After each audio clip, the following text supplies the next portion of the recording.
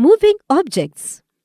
Learning about distance-time graphs for uniform and uniformly accelerated motion, velocity time graph for uniform motion, velocity time graph for uniformly accelerated motion, equations of motion by graphical method.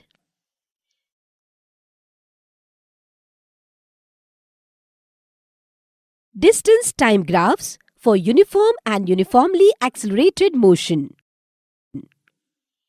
The change in position of an object with time can be represented on the distance time graph by taking a convenient scale of choice. In this graph, time is taken along the x-axis and distance is taken along y-axis. In case of uniform motion, object travels equal distance in equal intervals of time.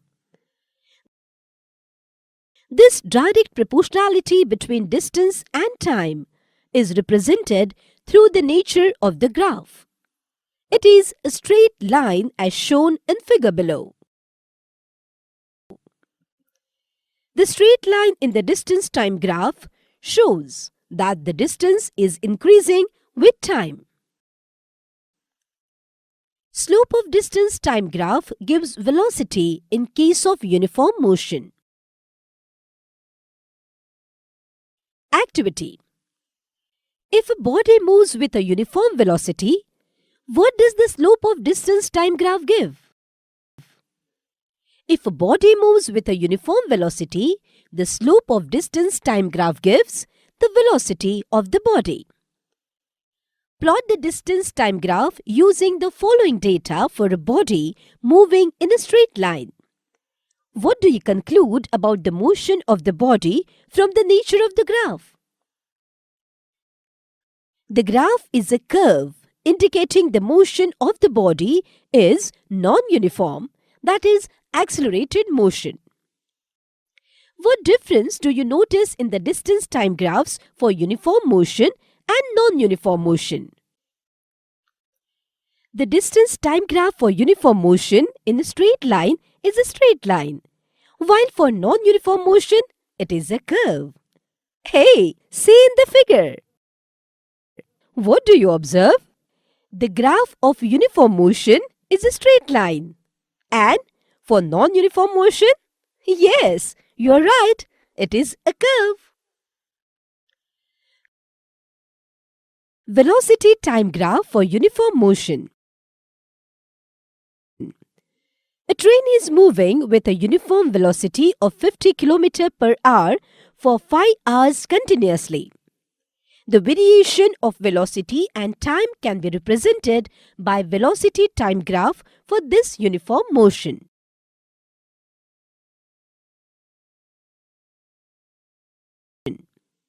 Time is represented along x-axis and velocity along y-axis. The figure is shown in 10.4. Activity. To determine distance travelled by the train, draw perpendiculars from the points corresponding to the time t1 and t2 on the graph at points P and Q so as to form rectangle PQRS. That's right. Now what do heights PS or QR represent? Now find out the area of rectangle PQRS. What does the area represent? Height PS or QR represents the velocity of the train. Area of rectangle PQRS is equal to PS into SR. That is 60 km per hour into 3 hour minus 1 hour. That comes to 60 into 2 km, that is 120 kilometers. The area represents the distance covered by the train in the 2 hour.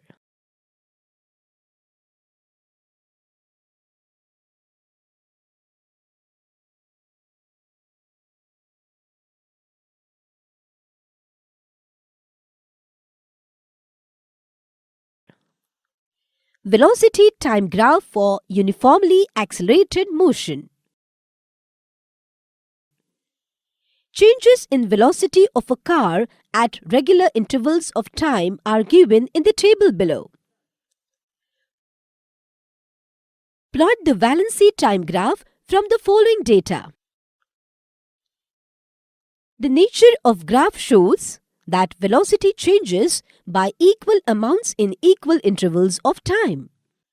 For all uniformly accelerated motion, the velocity time graph is a straight line.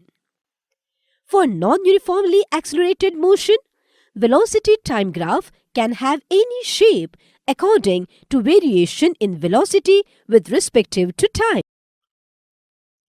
To determine the distance travelled by the car between 10 seconds and 20 seconds, draw perpendiculars on the x-axis at 10 seconds and 20, which meet the line at a point A and B respectively. Form a quadrilateral ABCD. Draw perpendicular AE from point A on BC. Area of quadrilateral ABCD is equal to area of triangle AEB plus area of rectangle AECD is equal to half into bracket AE into BE plus AD into DC. Now what does the area represent? Is the value the same between any two time intervals? Area of ABCD is equal to area of triangle AEB plus area of quadrilateral AECD comes to half into bracket AE into BE plus AD into DC. Putting the values, half into bracket 10 seconds into 16 meter per second plus 16 meter per second into 10 seconds comes to 80 meters plus 160 meter per second is equal to 240 meters. The area 240 meter represents the distance covered by the car in this time interval. The value is different for different time intervals.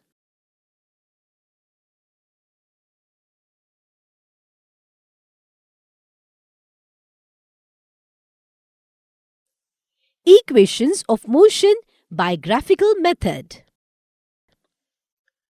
Motion of an object was studied by Newton, and then it was summarized in a set of equations of motion. The equations analyze rectilinear motion of uniformly accelerated body. The position of such a body can be well predicted with the help of a set of three equations called kinematical equations. A body is moving along a straight line with the initial velocity u. After time interval t, it attains final velocity v due to an acceleration a. Then, the set of three equations is given as v is equal to u plus at.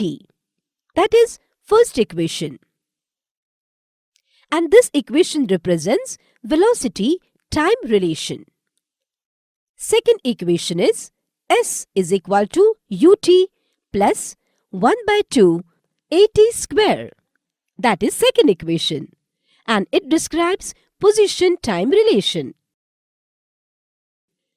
And the last equation represents relation between position and velocity. That is v square is equal to u square plus 2as. And this is equation number 3. And these equations can be derived by graphical method. Equation for velocity-time relation. An object having non-zero initial velocity u starts from point P. Its velocity goes on increasing with respective to time and becomes v when it reaches point Q. The change in velocity is at uniform rate. So A is equal to change in velocity upon time. That is, A is equal to QP upon time. Therefore, QP is equal to AT. To find change in velocity, draw PR parallel to OS. QS is equal to QR plus RS. That is, QR plus PT. Put QS is equal to V, PT is equal to U, and QR is equal to AT. We get V is equal to AT plus U. V is equal to U plus AT. The velocity-time relation is obtained here, and this is the first kinematical equation. Equation for position-velocity relation. The distance s travelled by object in time t under uniform acceleration a is given by area enclosed within quadrilateral TPQS. S is equal to area of trapezium TPQS. S is equal to 1 by 2 QS plus TP into TS. Now put TP is equal to U, QS is equal to V, and OS is equal to T. So, S is equal to 1 by 2 into bracket V plus U into T. From velocity-time relation we have A is equal to V minus U upon T. That is, T is equal to V minus U upon A. S is equal to 1 by 2 into bracket V plus U into V minus U upon A. Therefore, 2AS is equal to V square minus U square. V square is equal to U square plus 2AS. And this is third kinematical equation.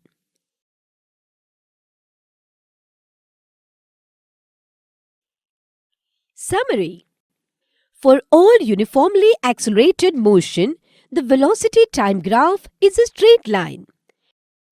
For non-uniformly accelerated motion, velocity-time graph can have any shape according to variation in velocity with respective to time. So that is all in this topic, student. Learning is fun, so keep learning.